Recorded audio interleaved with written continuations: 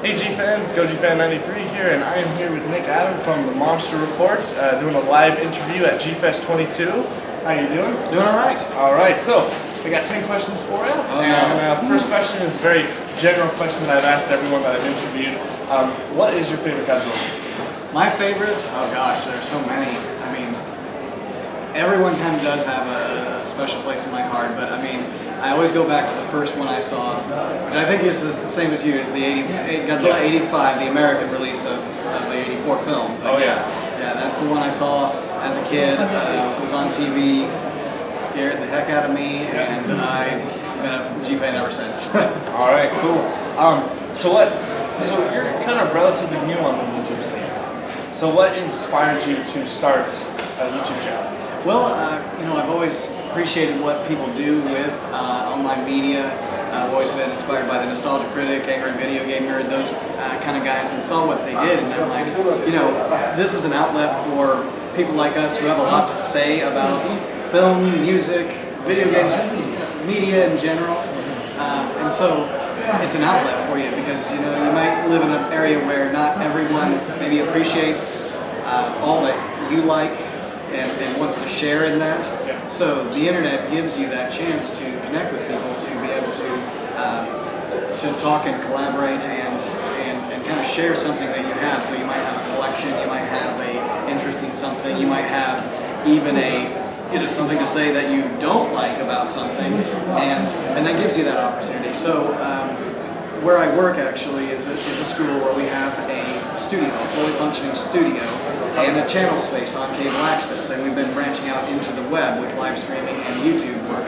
And so every student does their own show, and I personally do my own as well to kind of show them how they can be done and how can't they be done at times too, what kind of mistakes you can make along the way. But it is a learning experience, so they all produce their own video game review shows, sports shows, whatever is of their interest. And I want them to understand that if you have an interest in something, there is an outlet for you.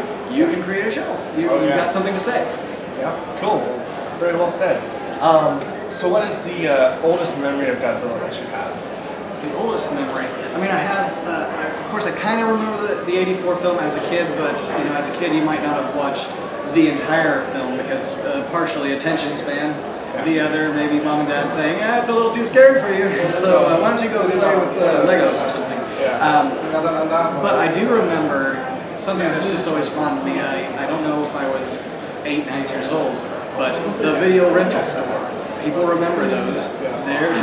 Some people don't. Some of the kids do not remember that because now we have Netflix, Redbox, all of that. So the video rental store, you go in there for the video games and the VHS tapes that are all, just layering the place. And I happened to see 2 Godzilla films, and they weren't Godzilla 1985, and they weren't the original. They were Gigan and Mechagodzilla. And I said, well, I didn't know that there were others other than him just stomping Tokyo. He fights other monsters. Okay, I checked him out, and I said, do you have any more? Can you get more? Where do I find more? So that was the hunt, the treasure hunt, the search, finding video stores that sold them or other rental stores that offered them.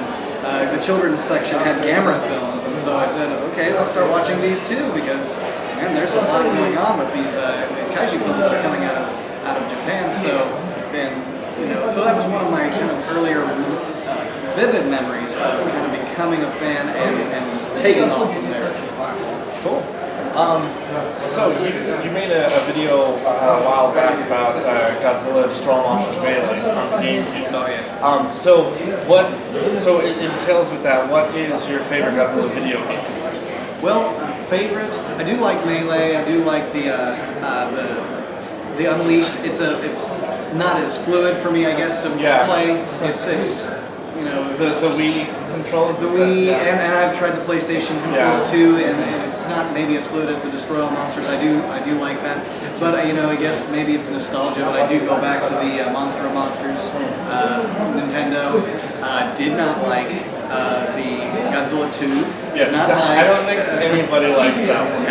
That one. Yeah. Though of course, if it's out there, I'm just a sponge for these collectibles. Yeah, so just to if pick it's out up, there, and it's rare now. It actually. is. Yeah, and I did not really care for the Super Godzilla, again, it's got his name, so I've got to have it in the collection. I actually have the cartridge of it, even though I don't really necessarily like the game. But probably I do spend a lot of time playing Monster and Monsters. I do like that actually, the NES game. Yeah, it's not that bad. I think it's a bad rap. It is. So what are your thoughts on kind of continuing with the Godzilla video game theme? What's your thoughts on the new upcoming Godzilla PS4 game? Oh, it looks fantastic. Yeah, just the trailers that I've seen online. Yeah, I'm kind of excited about it. Now, I am not a PS4 owner, so of course I'm probably going to have to go to a friend's house to play it, but it looks good. I mean, the graphic works, and I am, again, when it comes to it, I'm probably not the best critic of these games because, again, being not a PlayStation kind of guy, a new video game kind of guy, I'm a retro gamer. Yeah. So I'm probably not the best critic of it because, again, I haven't gotten into the era of the new age games. But what I see from the trailers, it looks exciting. I hope to get the chance to play it soon. Cool. Yeah, I'm definitely ready to play that game. So, so you did reviews of the Heisei films, and I really enjoyed those. I saw all of them, start to finish, from 1984 to Godzilla vs. Destroyer, and I love them. I love the way you did the style of them. Are you planning on doing any more of that style review for like the Millennium series or some of the show movies? Yeah, because I kind of started out doing more interviews, showing people a Godzilla's film for the first time. Someone may have seen it a long time ago and then they rewatched it, whether they liked it or not, so getting their reactions. So that was kind of the off-the-cuff kind of interviews. But then I started doing my solo reviews, which is started with the 84 film and then moved on to the Heisei series.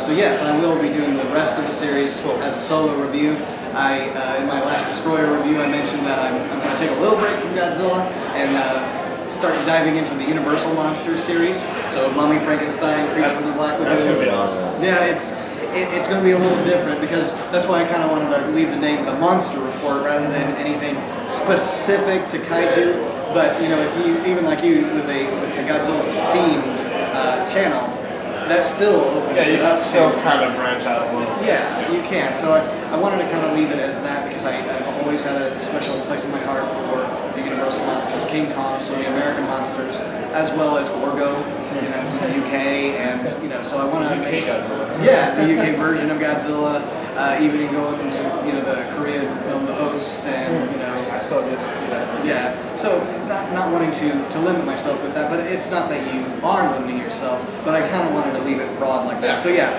there's a huge wide world of monster films. There it is. Out there to review. Yeah, I've learned that. So, so you're a teacher, correct? And so how do your students react to you being a Godzilla fan? Oh well, he's a teacher, he's a geek, he's a nerd anyways.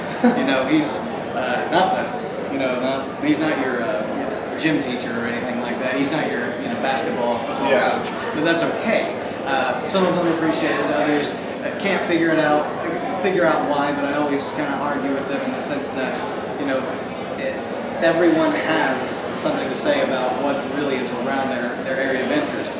Mine has always been monster films, and I'm glad to know when I come to G-Fest that I'm not alone in that. Just maybe in my own, small town America, I might be, somewhat on my own on that. Yeah. But there are still some of them out there, and they're even now starting to come out of the woodworks and say, well, I've always been a fan of these films, and now it's cool to be a fan. And I always want to say, gosh, I've been a fan before it was cool to be a fan. Exactly. Yeah. I was a fan of Godzilla before he was cool. Yeah. Before the 2014 film. Exactly. Yeah. So, do you collect any merchandise, figures, comics, movies of Godzilla, or anything like that? Yeah, I've always been kind of more of a home video guy than collectible toys and model figures. And it's not that I don't appreciate model figures. I just found myself always finding, the model figures. You put them on a shelf, and that's great. But at the same time,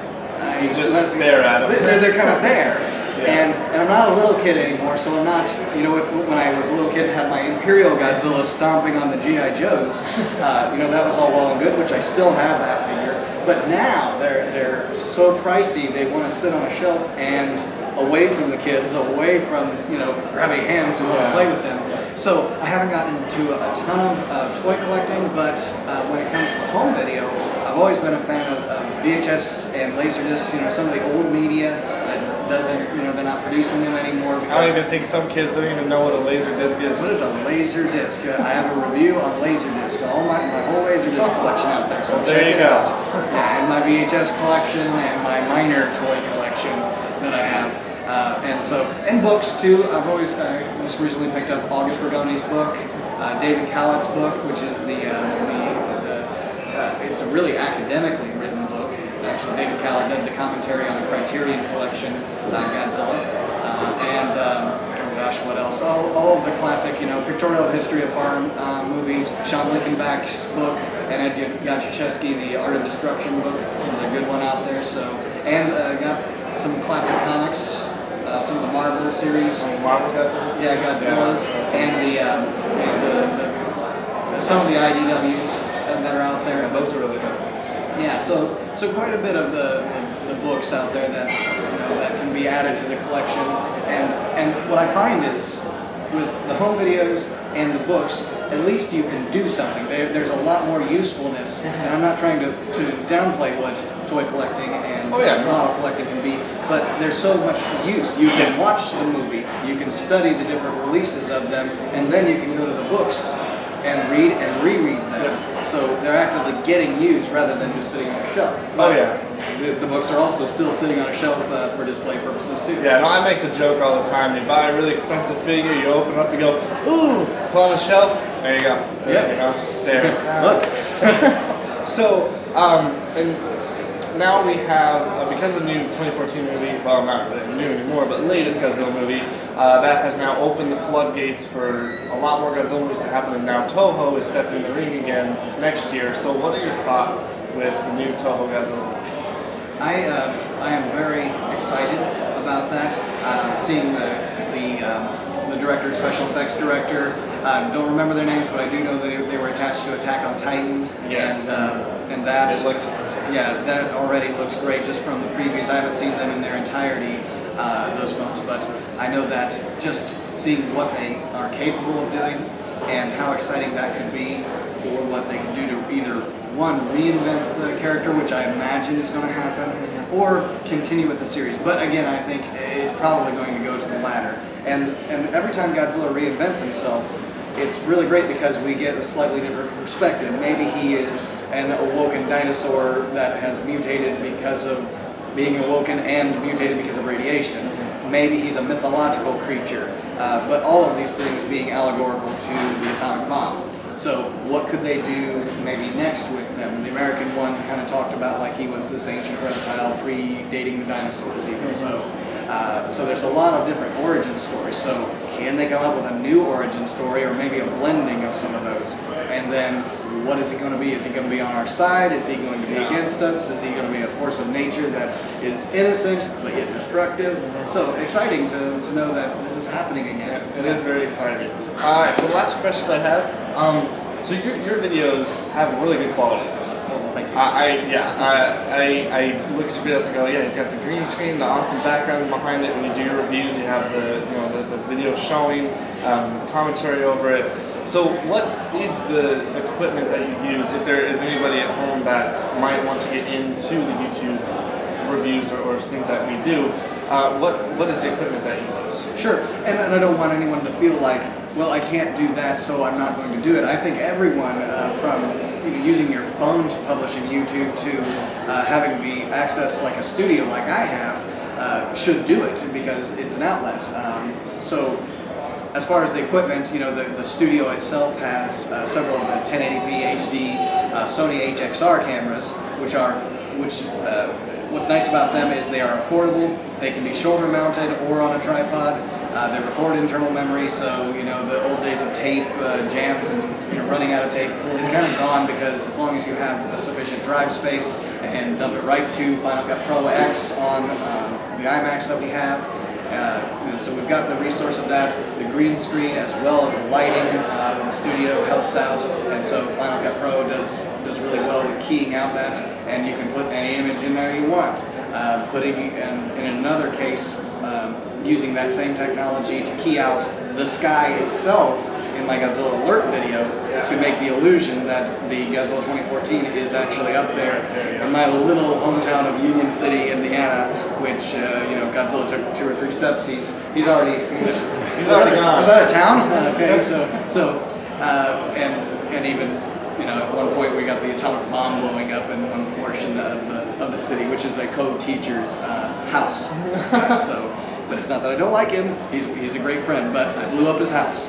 So some of that, again, it comes down to how much do you want to invest in something, and how much time do you want to dedicate to it. And beyond that, you can have all the greatest equipment in the world, but if you didn't have something to say, if you didn't take your time, do the research, write a script, because I always tell everyone the script is very important, because if you go in there with nothing, then you're probably going to get a little bit more than nothing. How about if you went in there with a game plan, and then you could actually create something that looks a little more polished, a little more planned.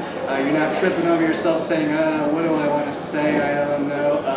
Look at that. So you have to do many edits. Yeah. So I always encourage people to do that. Now there's still room for deviation from that. I always want to make sure that in case something happens suddenly, at one point my brother showed up in the studio and I'm like, hey, you know what? Can you throw some shoes at me? Oh yeah, I remember that. Why? Just do it, okay? And on cue, I want you to throw some shoes at me, and it's like, it'll make sense in post. and those things happen, and so I encourage people to really plan ahead when they go into a review and think about what is their personal opinion, and don't be afraid to say that you don't like something that might be against the populace view of something. So yeah. Cool. All right, well, that'll do it for this interview. Thank you, Nick, so much. This is awesome. And that's it, guys. Thank you so much for watching. Stay big, G fans.